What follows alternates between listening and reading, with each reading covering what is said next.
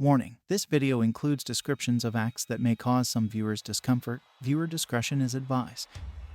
Hello and welcome to the History of True Crime. Today we will be exploring the life and crimes of Samuel Little. Born as Samuel McDowell on June 7, 1940, Little was born in Georgia but raised in Ohio by his grandmother.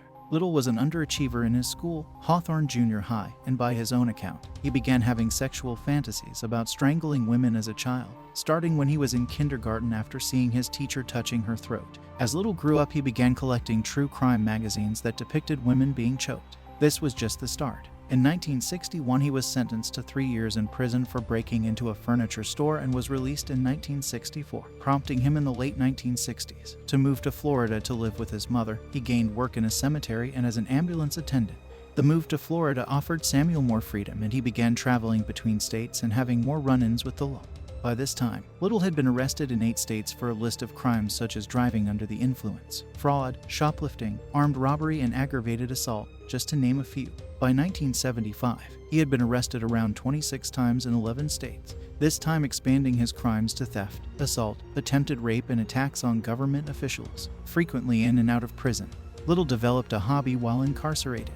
He took up boxing. With several years spent in and out of the variations of the same 4 walls, Little became quite the fighter, referring to himself as a former prize fighter. It seems that attempts at correcting Little's behavior fell flat. In 1982, he was charged with the murder of Melinda Lapre, a 22-year-old woman that had disappeared from Mississippi that September, where Little had been arrested.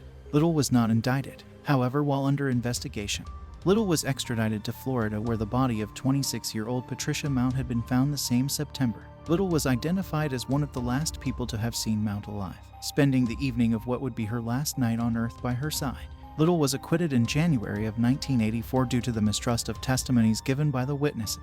After this, he immediately fled to California, where he met Lori Barrows. Lori had been lucky to survive the beating and strangulation that Little had subjected her to. And after reporting the incident to the police 1 month later, Little was found in the back seat of his car with an unconscious woman who had also been beaten and strangled, in the same location that Barrows had suffered the same event.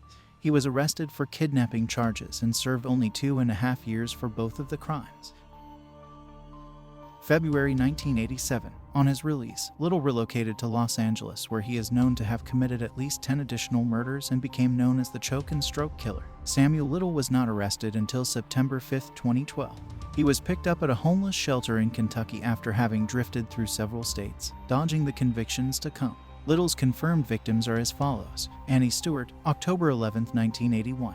Mary Payton, July 3, 1984. Linda Alford, July 13, 1987. Guadalupe Podaca, September 3, 1987.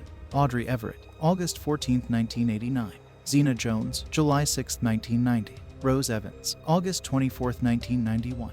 Denise Brothers, February 1994. Multiple Jane Doe victims, 1980 to 1999, as well as having over 50 suspected victims, many of which are unnamed. After his arrest in September, Little was extradited to California for narcotics charges. Little underwent DNA testing, where authorities were able to tie him to the murders of Linda Alford, Guadalupe Podaca, and Audrey Everett, all 3 of which were found on the streets of Los Angeles. This led to Little being moved and held in Los Angeles, where he faced charges on January 7, 2013. Police later said that Little was being investigated for involvement in over 3 dozen murders committed in the 1980s. Little was tested for involvement in 93 murders. He was charged with involvement in 60 and faced life in prison without the chance of parole. Samuel Little passed December 30, 2020 in Los Angeles County. If you liked this video and want to find out more, click the link in the description to access our #1 source of information. Like and subscribe to be the first to see our next video. Do you have a story you would like to hear on our channel? Comment down below to hear your favorite true crime stories.